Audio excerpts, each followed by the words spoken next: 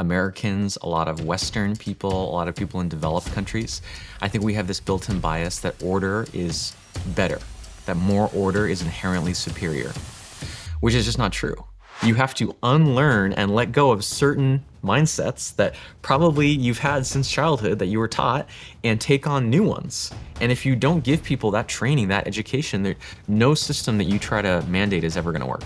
I get very frustrated with the obsession with new things just because they're new. I feel kind of proud that I've been using the same kind of 3 basic productivity tools for 10 years. The greatest productivity hack I've ever found is simply picking those 3 tools and using them for a decade. I think in retrospect, it was the right decision, although not without its consequences, which was a almost total drop in profitability, which we're now kind of having to recover from. When such an opportunity presents itself, you have to just be able to let go of everything.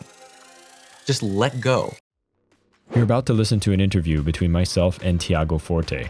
This man is a legend when it comes to the concept of building a second brain, which doesn't have anything to do with Neuralink or any kind of sci-fi stuff.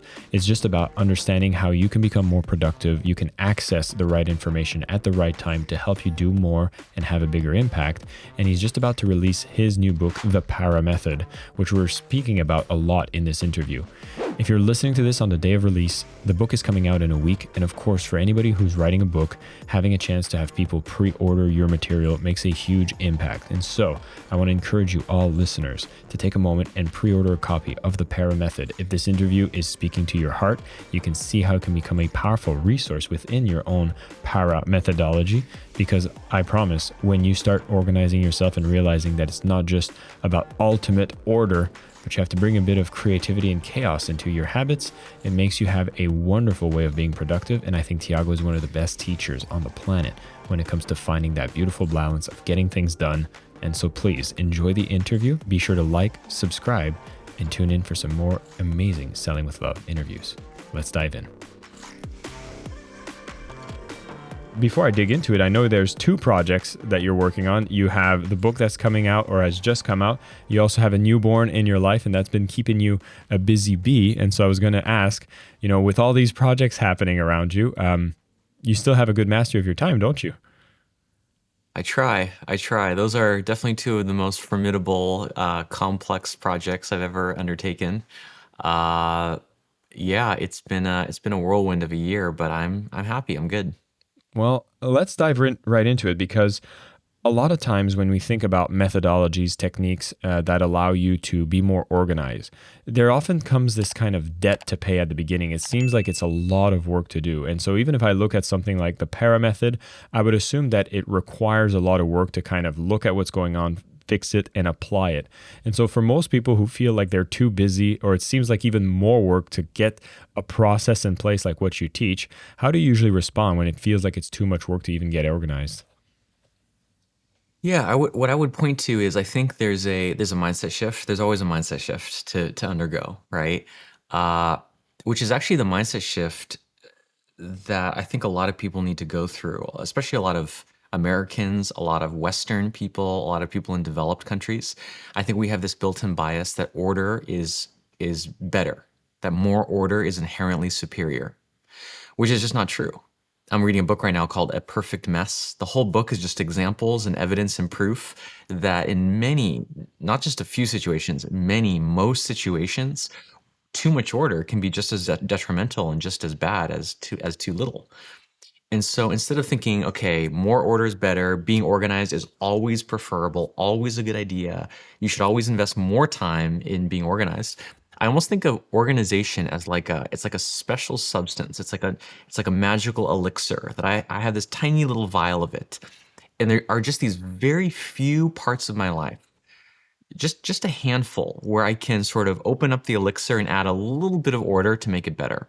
But that there's actually not many parts of my life like that. And even for those parts, it's not a lot of organization that's needed, just a little bit, right? So we can get into what some of those areas are, but I would encourage people to think of order and chaos as just 2 sides to the coin, kind of like yin and yang. And it's really about the balance between those 2 things, not assuming that one is always better than the other. That's very interesting, and I can't help but make a parallel to, a lot of the themes that would come up from works of Jordan Peterson, who speaks a lot about order and chaos when it comes to psychology, the concept like growing up, taking on responsibility, and I think even having it associated quite strongly to the masculine trait of order and the feminine trait of chaos, but also parallel towards creation. Do you find the concepts of organizing your digital life or even just your projects and your way of operating and working follows around those same guidelines? Yeah, and I think they definitely do. And where this comes from me is for me is the fact that my dad is American and my mom is Brazilian. And so when I say American, I know what the American, there's a kind of attitude and worldview, which is related to the attitude of the whole kind of Western world. But then there's a Brazilian lens. There's a Brazilian perspective and way of being. And I kind of see the world through that lens as well. And the Brazilian mode, the Brazilian lens is far more fluid. I can always contrast the American way of seeing things and the Brazilian way of seeing things. The American way will be much more rigid, much more engineered and structured and kind of formulaic, systematic, whereas the Brazilian, and to be clear, there's many situations where that is a powerful perspective, right? There are many situations where you want to be that way. But there are many where that doesn't work and where you need to be more organic, more fluid, more natural, more reactive, more spontaneous. And that is where the Brazilian lens is so powerful. And I feel like a lot of my way of doing knowledge management, the way I think of second brains, comes from the interplay of these two perspectives, which are exactly what you said, order and chaos, right? Structure and contents, left brain and right brain. We have all these dualities that we're familiar with that I think also manifest themselves when it comes to organizing. Wow. Well, okay, I have one of these friends, right? And actually, I think he's a mutual friend. His name's Eric. And he is somebody who is absolutely obsessed with bringing absolute order into his notes, into his projects, into the way that he kind of structures his information. But I also seem to witness in him a sort of stuckness about it. And it's like the projects don't actually move forward because it's spending all your time in just trying to organize. And if I think of more common examples, I feel like one of the ways this maybe manifests is when I have a ton of emails and I'll spend like an entire day just clearing emails, but I haven't done anything. Would that be examples of what happens if you're only leaning on the order pillar? Yes, absolutely. Absolutely. That's actually a great example because you think about so much of the productivity world is about like routines and habits, right? You get up at 5 a.m., you or 4 a.m. or whatever it is these days. You have, these five things you do, and then at this time you do that, and you drink this many cups of water and all these things. And there are seasons, there are periods where that is necessary. That's your your environment. That's the basic set of habits that keep you healthy and grounded and sane and productive. But it's interesting because I don't know about you, but there's been these moments in my life where usually when a big opportunity has arisen, right? A potential client conversation, someone, you could work for, or someone wants to hire you, or someone wants to invite you on their podcast, or there's some big opportunity. When such an opportunity presents itself, you have to just be able to let go of everything. Just let go, like at the drop of a hat, of all the structure and the routine and the rules, right? You don't want to like be in the middle of a conversation. You're about to land a huge client and you're like, oh no, sorry, it's 4:30 p.m. I have to go to the gym because it's on my habit checklist. They'll be like, what the hell? Right? So in a funny way, the ability to let go of your routines and then come back to them quickly is to me just as important as the ability to stick with your routines, perfectly. That's so interesting you say that because yeah, I've followed the method where it's like time blocking, right? Like make sure my calendar represents what I actually do. And there seems to be kind of this natural degradation of that habit. And it seems different than what you're speaking about. Like I've had those opportunities where something incredible happens and then it's like it makes sense for me to kind of consciously cancel the plans, rewrite everything and change my priorities. But what actually bothers me more is this natural decay of some of these habits and order that I have, which seems to just drag me slowly but surely towards a little more chaos. And there's a part of me that's trying to find what is the elixir or the antidote to either slow that down or completely stop it, which I would assume is impossible. But there's ways that I feel like I want to be better at catching myself when there's a slow slip into chaos. So here's the antidote that I would offer, which is to embrace it. That what you're describing as decay, right? The decay of the habit, I would describe a different way, which is the habit initially is a scaffolding. It's like a skeleton that you need this very rigid, very strong structure to learn a new behavior. But as you do it and as you get familiar with it, it becomes internalized. It sinks into your nervous system. It becomes a part of who you are and how you're thinking to such a degree that you no longer need the original habit at all.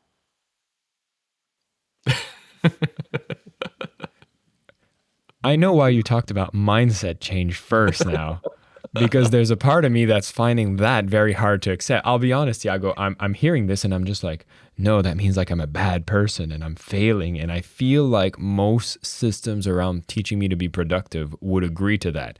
And you're coming in from a really different perspective. So when you share ideas like that, does the community around productivity teachings kind of like scoff at what you share? Or is it something that, underlying what they teach is the ultimate objective? Yeah, I think so there's a distinction here, which is beginner and advanced ideas, right? If I'm talking to someone who's a beginner, right? And by beginner, that could be age, they're young, or it could mean just their familiarity with these concepts and ideas, like they've just, read their first book on personal development, or beginner in terms of something they're trying to achieve. Let's say they, I don't know, just had a kid, and so they're a beginner at being a parent. So a beginner in any sense, there are certain beginner ideas that are oversimplifications, but they're still necessary for beginners, right? But then when you're no longer a beginner, according to any of those definitions, there are other advanced ideas that are more subtle, they're more sophisticated, they're more complex, and you need that beginner foundation to even appreciate them. But at some point or another, it's actually important for you psychologically to graduate from the beginner concepts to the more advanced ones. And what I just described is definitely an advanced one. I wouldn't go talking to a college student and be like, habits are not important. Forget all structure. Free your mind. I would be like, no, you need to learn how to just get up early in the morning, work out every day, do your homework, right? But because it's you and you have the background that you have, we are able to talk about those higher order things. I think that nuance about information geared towards beginners versus advanced is one of the most missed lenses of filtering information that comes at you over the internet. And, Yes. we go to YouTube to find these types of advice. And I think that the areas that get affected the most negatively are actually in the fields of spirituality, where when you Mm, take an advanced concept, it can add some really bad consequences if you're coming in with a beginner's mind.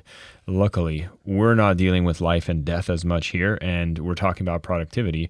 But given that you're on the Selling with Love podcast, I can't help but make the parallel to when I tell people, follow the script, just make like 10 prospecting calls a day. And I'm giving this very prescriptive stuff so that people get into the habit and develop a kind of muscle so that they can become more comfortable with sales. And I'm seeing that there's also a very good parallel here when it comes to productivity. And so I know that paramethod is coming out, and that's going to be the big focus of what you're teaching. And I'm curious to know, do you find that what you've been putting together in this book is going to be geared towards more people that are at the very advanced level, or do you find that the paramethod is something that's actually digestible for people at a beginner's mindset? yeah, I love that. You turn the tables on me. Yeah, it's a great question. Let me think. This is totally self-serving, but I feel like para is one of the rare concepts that bridges the two. I mean, I think back, I've been using it in some form since the very, very beginning of my career, since my first, professional job in consulting. I sort of discovered it organically. I wasn't trying to come up with a, universal system of digital organization. I just did what seemed natural. And I still use it to this very day. It's been over a decade. So I have to conclude that there's something about it that you can start and I guess this is why I wrote a whole book on it, because it covers so many situations. It's so mind-bendingly easy to get started. You create a few folders and you put things in them. I've taught it to elementary kids. I've taught it to fifth graders, and they were like, oh, well, this is easy, obvious, duh. And I know people running multinational corporations who use it. I don't know of many productivity concepts that can cover that wide of a range. I would agree. And I'd say the power method is something you actually actively teach on your own YouTube channel. And so there's some basic concepts that people can actually grasp right away. And so I'm curious on how you view the way that you share a lot of your methods through your YouTube channels and through some other mediums.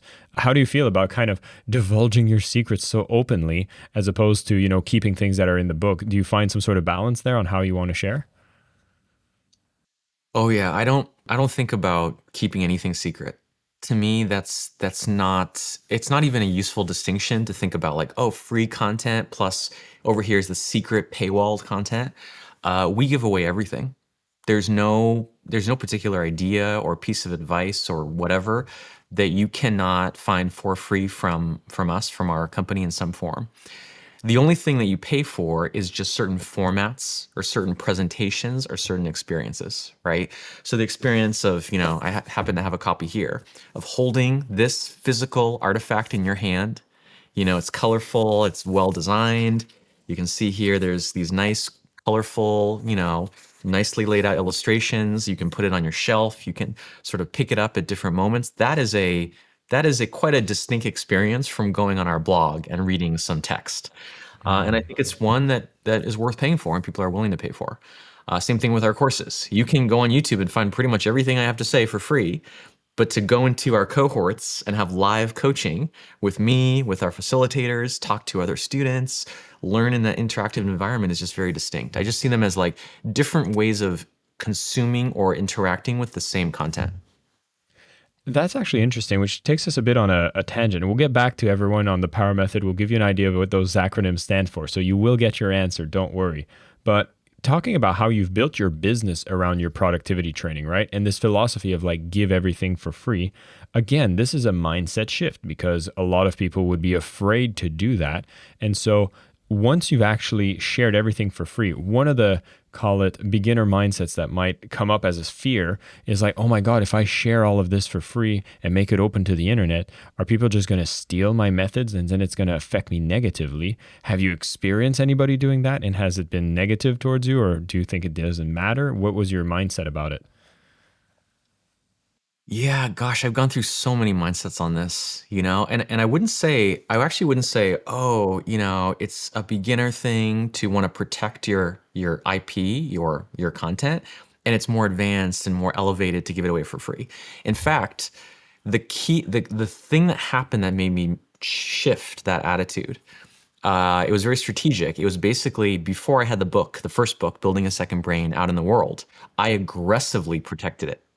In fact, we had a service that we paid for every month, many hundreds of dollars, that would like go out and issue takedown requests and like get things taken off of search engines and all these things because the business at that time was selling access to this course. But then the day the book came out, I let go of all of that and I said, open the door, open the floodgates, because then I had a way of capitalizing on the attention that was being generated from all those things being shared widely, which was having an affordable book for $15 that people could buy.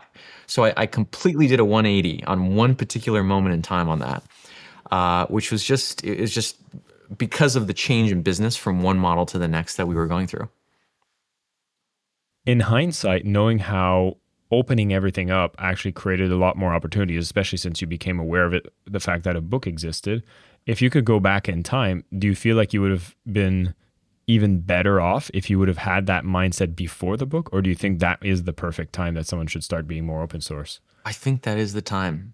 That is the time. I think it was important for it to be sort of closed and private and internal so that we could work in private and have the freedom to just change. Like often I would change things. I used to say this and now I would say that. That's hard to do in public, right? I think in retrospect, it was the right decision, although not without its consequences. I mean, one of them is last year in 2022, I just am about to publish a blog post talking about this. We had so much cannibalization of the course sales from the book, is what I believe is the source, that our profitability dropped 87% from 2021 to 2022 because the only way that we made money was the course. And then we came out with this book that offered all the same material for free, and there was a very clear consequence, which is a almost total drop in profitability, which we're now kind of having to recover from. So it's not free of consequences. Mm. Well, first off, thank you for sharing so openly. And I'm going to at least reciprocate from a third party source, which is one of the big things that attracted me initially to go work for Mind Valley, which is the company we first got introduced through doing the podcast when Mind Valley published it. I remember they had a blog which was called Mind Valley Insights. And I was such a fan of that blog because they shared all their marketing practices for free, their split test results and all the case studies that they were testing internally. And that was one of the most avant-garde things I had seen on the internet, especially this was like 2012, right? When most of direct response online marketing was really tacky, very ugly, and they started bringing branding and leveling up that field. And it's something I remember witnessing and got me attracted to go and work for them. So I happen to be kind of those hard to measure bonuses that came from having that open source mentality. But then I remember also while I was inside the organization that there was somebody that took one of the case studies for one of the products, copied it verbatim, like just changed the logo, colors, and just same sales pages, same things, and started bidding on the same AdWords. And it started just cannibalizing the return on investment. And so that duality of I want to share everything for free, open source, versus like, hey, I still need to build a business around this IP, I think is something that we constantly have to go back and forth. And even in my own business, because I wrote my book, I have courses, and I also want to be able to share for free. And I struggle with that. And so I'm glad to see that this seems to be a common struggle. Yet, as we continue to go down this path, we seem to be more and more towards open and being able to help people that might not be able to afford. As a matter of fact, having a book is one of the best ways that people can get so much information for so low, which brings me back to Para. So I know PARA stands for a great acronym. And if we wanted people to be able to take action and just understand what are the basics of PARA, could you walk us through that?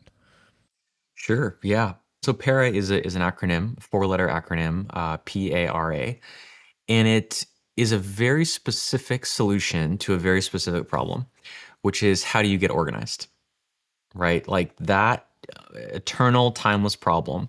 I have a bunch of stuff. In this case, I'm mostly talking about digital information because so much of our lives is now digital. How do I get it together? How do I get it organized, get it in order? I actually think there's a solution to that, and it's a relatively simple one, which is para. And I think the key, we can get into what those letters mean, but there's a key principle, there's an organizing principle at work here, which is to not organize content according to subject.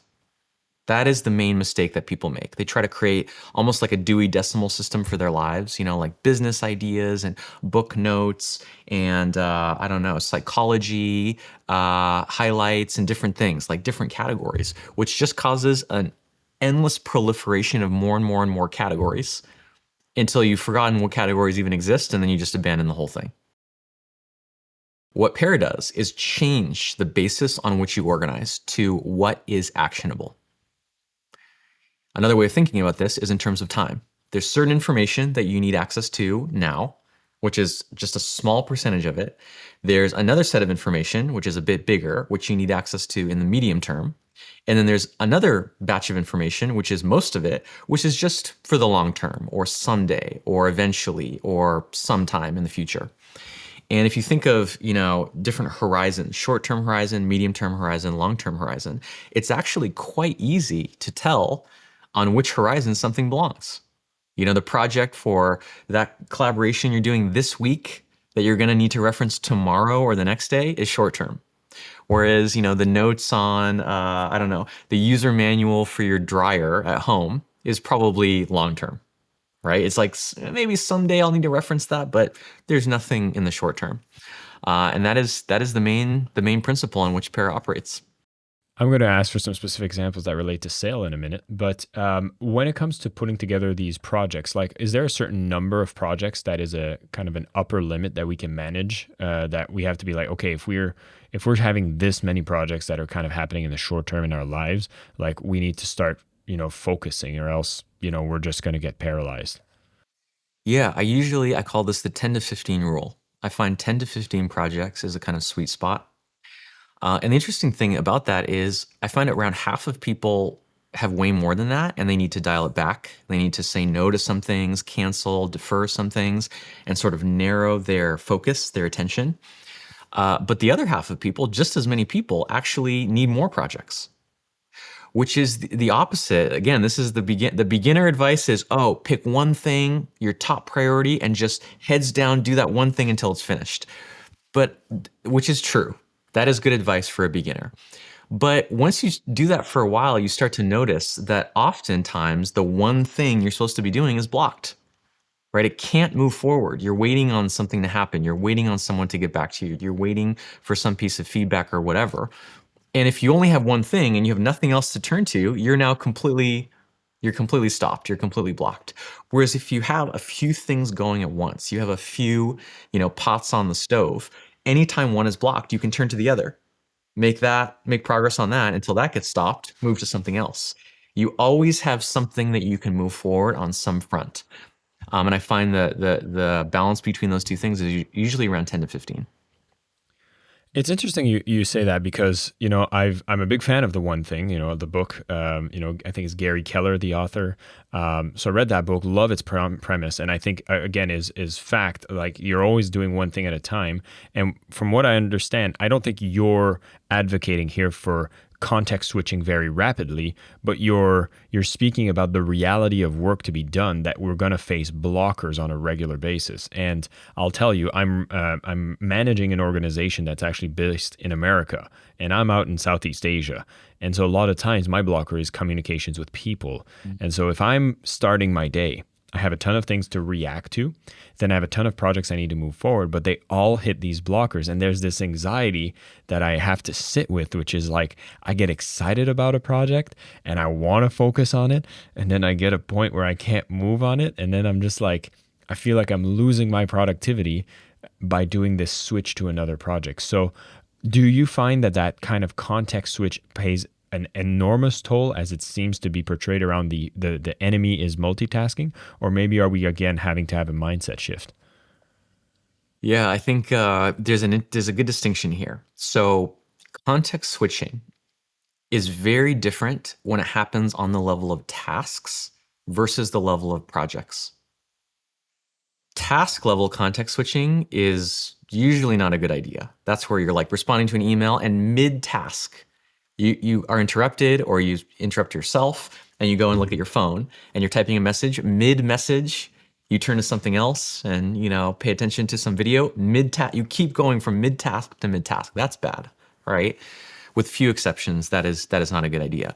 But projects are very different, right? Because a project you might work on for hours, 1 hour, 2 hour, 3 hours, but then you reach that point where you can't go any further, right? Which is almost always the case. Like, when is there a project that you can just start and go all the way to the end of the project in one sitting? That's impossible. That never happens, right? The very nature of a project is that it spans multiple days or weeks or even months, multiple work sessions. So you, in a way, you have to do context switches anyway, from one day to the next, from the morning to the afternoon, from this week to next week, right? So given that you have to make context switches with projects just because of their duration, my mission and my message is, how can you make those context switches more efficient? How can you make it so the context switch from one project to another is not jarring and discombobulating, but is actually graceful, is actually like a pivot, almost like in a sport, from doing one move to kind of flowing seamlessly into another move, where you're actually using the energy from the previous action and flowing it right into the next action in a way that is, like my Brazilian perspective, fluid, natural, and organic. Hey, everybody. You've been listening to an interview with myself and Tiago Forte on the Selling with Love podcast. Of course, I just want to take a moment to remind you that if you haven't subscribed, it's so supportive to us to be able to attract new guests, to bring on some more amazing content for you. I know this one goes a little outside of the sales field, but it's such a powerful thing to be able to organize your life and be able to apply it in every area of your life, sales included. So please take a moment to do that. And if you see somebody could benefit from learning about what we talked about in this interview, make sure you share this on your socials. We definitely appreciate you taking the time to do so. And with that, let's go back to the show. I would love for you to share with me, what is a common type of project that would exist in the context of an entrepreneur? Just so people can actually understand, okay, what is a unit of project in the PARA method? Sure. Yeah. Project, I try not to overcomplicate it, is basically an outcome that you're trying to create. The other element is there's a deadline. So that's something you're trying to have happen in the real world.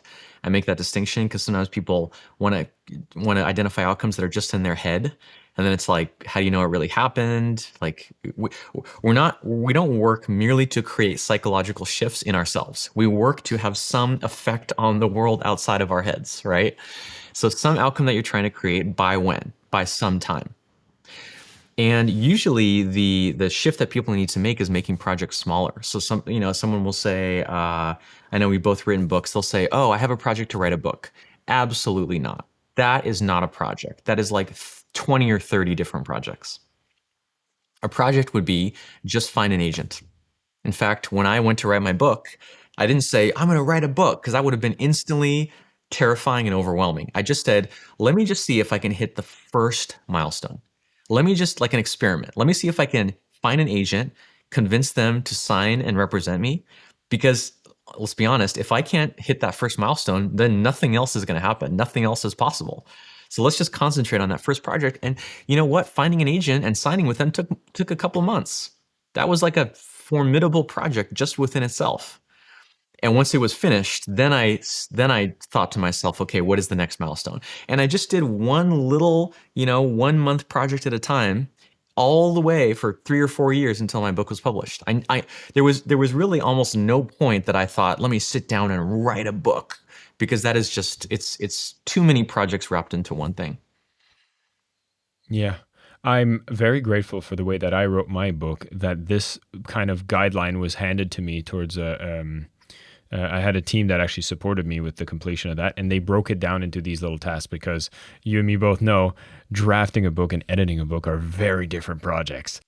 But that being said, what's the opposite of that? Because, should I open up a whole project because I need to, head to the office today and I need to figure out what my route is? Like, this is an extreme example, but, how do you do that kind of litmus test to be like, okay, should I itemize this, make it a project, organize it fully, versus should I just go and do it? Yeah, there's a couple rules of thumb here. So first, so you're sort of speaking to like the size of a project. What is the right scope and scale?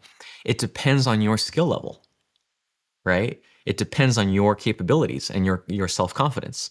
So for example, let's stick on the theme of writing. When I first started my blog like a decade ago, every blog post was like a major project, because it was so unfamiliar. It was so daunting that I needed basically the scaffolding. I needed the infrastructure of a project with goals and milestones and to-do lists and all these things. Today, more than 500 blog posts later, writing a blog post is like barely even a task. I can just write on my to-do list, write 5,000 word blog posts on so-and-so. And the reason I can get away with that is because I've done it so many times, right? So basically, over time, the minimum size level of a project for me when it comes to writing specifically has increased. Now let's take an opposite example. Home projects. I am not a good homemaker. I'm not a good suburban dad that's, going around in my little shorts and white, sneakers, mowing the lawn, doing different things. It's very hard basically for me to pull myself away from work and work on the house. So the tiniest thing, I'm a little embarrassed to admit this, but I've had to change a light bulb, like as a project. In that case, it's because it was like a special light bulb and I had to like go to the hardware store, find the exact model number, bring it home, like go up into the attic, because it was one of those where you have to like install it from the top. So there were some steps, but because of my lower level of sort of capability and dedication to home projects, I had to actually make changing a light bulb a project. I can even apply this in different contexts. I'm thinking like, oh, if you have a date night, if you want to make that a habit, or you want to level up, in your romantic life, that can actually be a project as well. So you can pick the restaurant, you can organize this stuff. So, and I can also see the parallel around, for example, me doing this podcast. Like, there's so much around me interviewing guests and scheduling them out. I don't necessarily projectize this, but I have kind of a pipeline that I manage around this recurring task. that's about interviewing guests, and that actually comes very closely to what it looks like when it comes to managing like a deal pipeline for a salesperson. And so, where does that fit within the para method, or is this something that doesn't even find it in the projects category here? This is a fantastic example. So think about, there's often this thing that happens where something new, you're trying something you haven't done before. It starts off as a project. Or like dating, actually, let's do dating and then let's go to sales. So dating. On the first date, that is as far as you know, a one-time event. Okay, it is not good. It is not healthy for you to start planning your future together and how many kids you're going to have and naming your kids and where you're going to get married, right? That will not lead to a good first date. You really, psychologically, you want to think, okay, it's just one date. That is my full commitment, right? But then over time, that project becomes what I call an area of responsibility. Right? It becomes if it's successful, it becomes a relationship, and then maybe eventually you get married, and then it becomes a family. There is a process of a small commitment turning over time into a longer term commitment. Same thing in sales, right? If you have yet to close one deal, do not waste your time going and signing up for some complicated multi-stage pipeline management workflow. Don't go and get fancy embossed golden business cards. Don't go and buy a $20,000 suit. All of that is premature, right? Just close a freaking deal. Let me just inject that if anybody has felt themselves do that, get the right technology, the CRM, please know that you're not alone. I've went down this path so many times before closing a first deal that it is a natural habit and there's nothing wrong with you. You just haven't heard from Tiago yet. I mean, we all do it. We all do it. Like, this is the person going and buying a bunch of rock climbing gear before they even have figured out if they like rock climbing. It's the person, downloading a new fancy design software because they have this idea they might want to be a designer. It's a way, I think, of avoiding the actual thing that we need to decide or experience or feel by doing all this preparatory background work, which is essentially a form of procrastination. But Para encourages you to start with a project. Oh, it's a one-time thing. I'm just trying it.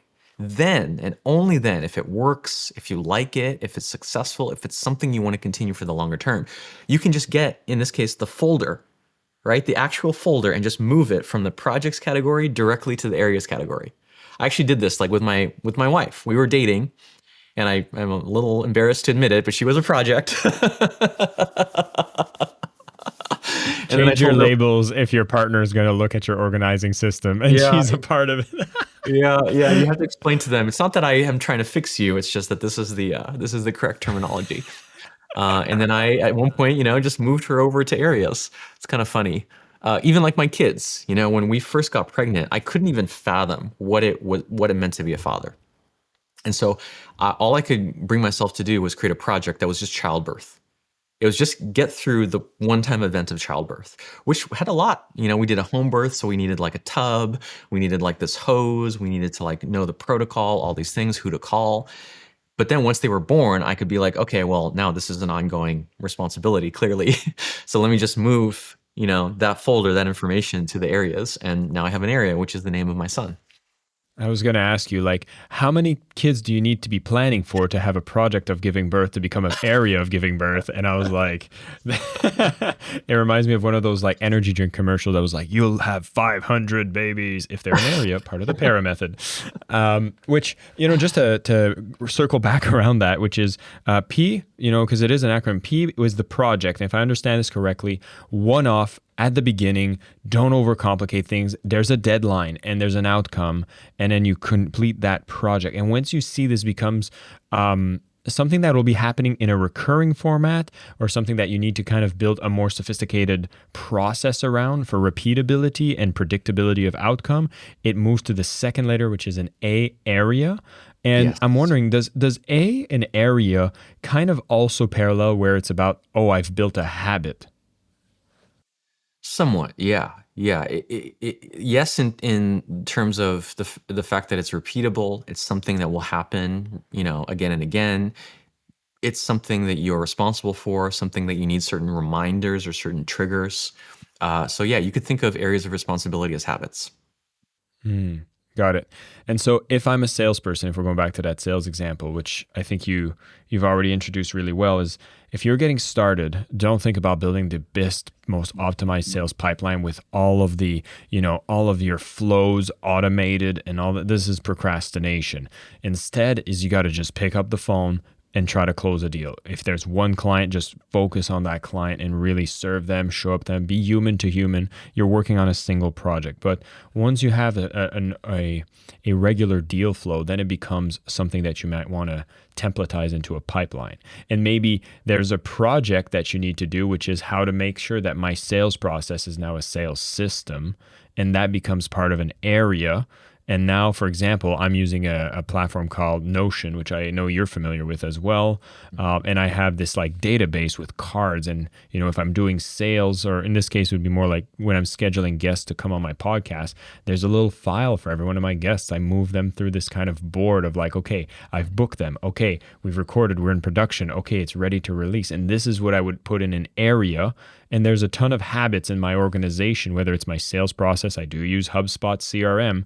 There's a sales pipeline because, I have this repeatable sales cycle, and I'm trying to kind of figure out in my business, what are all the areas that need to be running and functioning so my business actually grows and is successful, including if I'm a salesperson, what are the activities that I regularly do from prospecting, following up, and closing that drives revenue. This is an area, and now I actually understand that if I'd want to improve my process, this could be a new project, but the Yes. actual running of the process is an area. I Yes. think I got it. That was we should transcribe that whole explanation. That was a perfect application of para to sales. Well, this is what we're trying to unpack here, but I know we've only covered half of the kind of acronym here. So, okay, so now I understand how this part works for sales.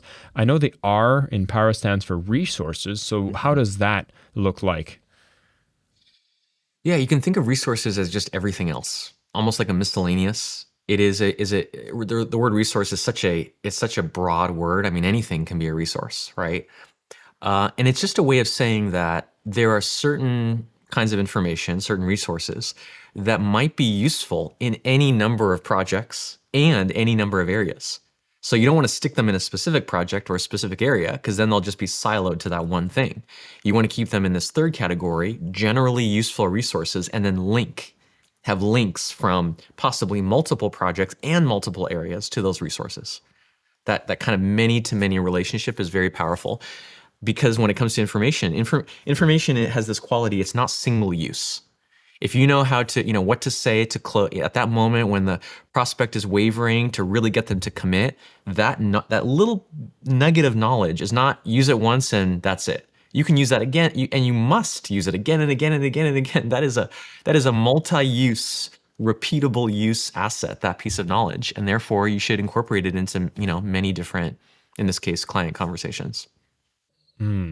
So if I understand this correctly, maybe in a context of sales, resources could be links to, powerful closing technique videos, some articles, maybe a podcast that you've saved from Selling It with Love that you took a moment and left a very 5-star review and gave us your honest opinion, or watched on YouTube and of course subscribed and liked, just to make that plug happen because that's how it works. But nonetheless, you would save information that you reference to, you might use at a future time, but you kind of have it all in this kind of library that you build for yourself. Yes. Is that how I understand it? I often use that term. It's like your personal reference library. In fact, you can. Some people prefer the term reference to resource. I mean, this is everything you're in your day to day as you are reading books and saving. Hopefully, you save the highlights that you take when you read an article online from a blog post or whatever, and you save a data point. When you're listening to a podcast and you save a quote, it's like the general background learning, the general content consumption that you're doing. Where does that go? I mean, sometimes it can go directly into a project if you're lucky, but usually it's just kind of this, it's like the books on the shelf. You want it close at hand, easily accessible, easily searchable, as this sort of general reference library of advice and insights. And if I'm not mistaken, this touches a bit more from your first book, the second brain part, which Mhm. is like for everything that you consume, you have these habits that you encourage people to capture these and store them somewhere so they can be recalled when they're necessary. And to be honest, this is not a habit that I currently have. And I feel like I'm missing out on a lot of the information that I read because of it. And so, if is there something you encourage? Is it a question of having the right tool, technology, habit? If I'm someone that is an avid learner and I wish I could build this library of resources more effectively, what are some of the steps I could take to being like, oh, right, now I know the next time I'm listening to an audiobook, like I can at least make sure it doesn't fall into a void. Yeah, if we're talking about that sort of background, content consumption, I think the easiest way to start is to really zero in on what kind of content are you already consuming. So, what would you say is like your number one source of content consumption? YouTube. Okay. So, in that case, I would just, it's sort of like this basic question. Given that I am already spending my valuable and precious time on this platform, that's a given. Then you already have half the equation. You're just trying to get the other half of the equation, which is how do I save things from there? And there's different things you can do. Like I use it's called a Read Later app, but it actually has a great YouTube feature. There's one called Reader. Are you familiar with I know there's different apps called Reader, but this is the one made by Readwise. Have you ever heard of it?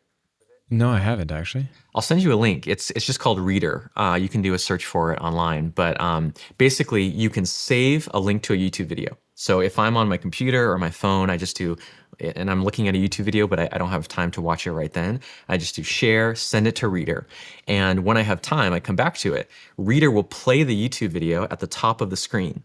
And then right below it, there's a full transcript of every word that's being said. And as the video plays, it will highlight what's being said. So what I can do is I just hit pause, and then right there I put just like highlighting like on a Kindle ebook, I put down my finger, highlight the exact phrase that I want to save. And that phrase is automatically exported with no further effort on my part to my notes app, which is Evernote. All right. And this is where I'm going to encourage everybody to actually go and follow Tiago's YouTube channel, get a copy of his book, because we've touched the surface around a lot of the mindset that we need to have when we start applying the para method, as well as understanding the concepts around building a second brain, which I know is the original book.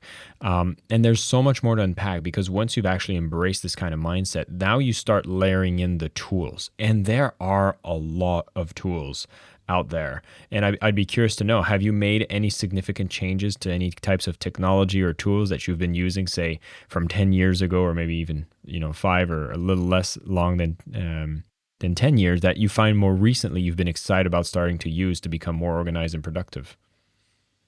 Yeah, I'm sort of known in the productivity world as this like sort of Luddite curmudgeon that doesn't like new technology.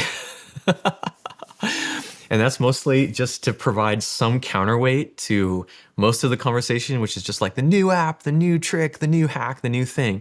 I get very frustrated with this, what I call neomania, which is the obsession with new things just because they're new. And I feel kind of proud that I've been using the same kind of three basic productivity tools for 10 years. That's Evernote for notes, Things for to-dos, and BusyCal for my calendar. I mean, the greatest productivity hack I've ever found is simply picking those three tools and using them for a decade without constantly evaluating and wondering and feeling FOMO about what I could be using. The one that I have switched recently is the one that I mentioned, Reader. So I was using Instapaper for many, many years, but then they kind of stagnated. They didn't come out with any new features. And Reader, I think I switched to in the last year or so, has had made huge strides, really innovated on the practice of reading online or reading on a tablet. So that is the latest thing that I've changed, and it was only because the previous thing I was using was really, really bad. So it was like my last resort. But the last thing I'll do if I have no other choice is move to a new platform. That's a sobering thought because you're right. This neo obsession almost makes it hard for you to commit to any platform. And I'll say the same thing happens when it comes to sales and to online marketing. There's always a new, and I'm guilty of it, man. Like I love the shiny new platforms and I see how it has no organizational debt. They're launching a bunch of features and kind of, sticking to what works and not always switching, I think ends up building a lot of the habits and, letting you have this structure of organizing your information in a way that's never getting disrupted because you decided to jump ship and jump on another platform, which I think is an interesting segue to make sure we wrap this episode with the last letter from the Para method, which is the archive, which I think is a very powerful thing that you need to include in your organizational system to make sure nothing is lost. Was there anything else you could share about the last acronym letter of your Para method? Yeah, it's pretty simple. It's basically you never want to delete anything, right? We now live in this era that you have effectively infinite storage space. So if something could theoretically in the future be valuable, why delete it? And also it's like painful. The decision to delete something, you're like, oh, it's like very, it's very hard. And so just never delete anything. But you also absolutely cannot keep it front and center all the time. Okay, if you try to keep everything in the center of your vision and the center of your like front and center all the time, that is truly what leads to overwhelm and burnout, right?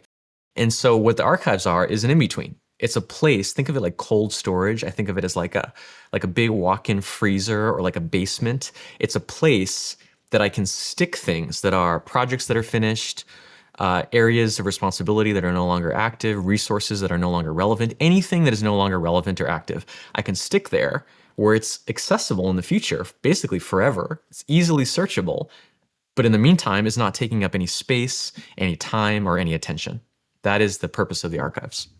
To me, I mean, I know there's pros and cons around using this kind of method, but for me, when it comes to emails, discovering that the button archive exists instead of delete is something that most people underestimate how much liberty and freedom it grants you when you have an inbox that doesn't have 1,000 or 10,000 emails in it. Yes. Just psychologically, it's liberating, right? It's huge. And so I find that's definitely one that might be underestimated on its psychological impact of just knowing that it's still there, but at least it's not bothering your visual frame when you're trying to prioritize things. And Tiago, there's one more thing I wanted to ask, well, two to be honest. One of them is the Para method and the way that you apply this. We've been speaking a lot from an individual's perspective. I wanted to know, when you are applying this within an organization, are there some significant or noteworthy differences that we should take into consideration if you're trying to roll this out in a small team, whether that's a sales team or an organization that's in the startup phase? Yes, there are. And actually, I dedicated a whole chapter in the book to what it looks like to roll out Para with a team or organization. I think I have 5 recommendations there that I'm not going to be able to remember off the top of my head, but I think the gist of it is that there's a way of helping your team organize that is not top down. What I've seen really not work is when the boss or the manager or the executive comes in and says, "Okay, everyone, what you're doing is wrong. Let me just impose on you, whether it's a new platform we're going to use or an organizing methodology or even just like a mandate. Like I love when an organization rolls out a knowledge sharing platform. They're like, okay, everyone now spend 45 minutes every single day just typing your knowledge into our wiki. And everyone is like, we're not going to do that. That never works, right? There's something about knowledge that is inherently grassroots. It needs to be bottom up. And so what I encourage organizations to do is to train people, really see the implementation of Para not as a technical challenge. It's really not technical. There's no technical capability you need. It is a human and a training challenge. You really have to teach people. I mean, the fact that we've been sitting here for an hour or 45 minutes talking about this tells you there are some mindset shifts. You have to unlearn and let go of certain mindsets that probably you've had since childhood that you were taught and take on new ones. And if you don't give people that training, that education, no system that you try to mandate is ever going to work. I like that. And to be honest, I was asking you before we started the interview, where can I find the book? Because I couldn't see it on Amazon. I think it's a common mistake I do with your name is I add an H. And so removing the H and doing the proper search for Tiago Forte, I was able to find it. I'm going to get myself a copy because I absolutely love your material. I think it's so liberating to go through things like the Para method. We've covered so much in the episode today, from just understanding the mindset shift that happens around thinking that being organized is all about order. There's a spark of chaos or creativity that needs to exist as well. And there are maturity cycles that need to happen for anything that you take on as a project. The POWER method, I think, is a super powerful, very simple way of getting started, saying starts as a project, evolves into an area, you recall towards resources, and you archive what's not active. And there's going to be so much more you can dig into when you get a copy of this book. If you're finding that your life has any too much chaos or too much order, but just not enough flow, not enough fun for the way that you're operating for your business, in your sales, or in your personal life as well. And when it comes to applying it within teams and businesses, well, you'll just have to read more to go deeper into that subject. Which brings me to one thing I want to ask you, Tiago, and I know we didn't touch on sales as much, but you run your own business. You sell as a knowledge kind of a content creator, a knowledge economy type of person. So you do have to sell. And so I do want to ask you the question I ask every guest that comes on the show is, what does selling with love mean to Tiago Forte? Oh gosh. I think to me, it's just that selling is taking a stand for people. Especially when it comes, I think in general, but especially when it comes to information, knowledge, advice, anything of that nature, you are standing up for them. You're taking a stand for them, insisting that they be given every opportunity to benefit from that knowledge. You can't make them say yes. You can't force them to accept it, but you can definitely leave no stone unturned, and refuse to give into any fear or consideration or excuse, all of which pretty much are just in your own head. And I really see selling as making the potential of that knowledge available to them in every way that you can think of. Amen. That's good. I love it. Tiago, it was such a pleasure to have a conversation with you again. You shared so much with my listeners, so I'm very, very grateful. And for everybody tuning in, grab a copy of this book. You definitely won't regret it. It will be in your resources for the rest of your life. And with that, of course, go out there and keep selling with love. Thank you so much for listening to the Selling with Love podcast. We have some previous episodes you can tune into right here.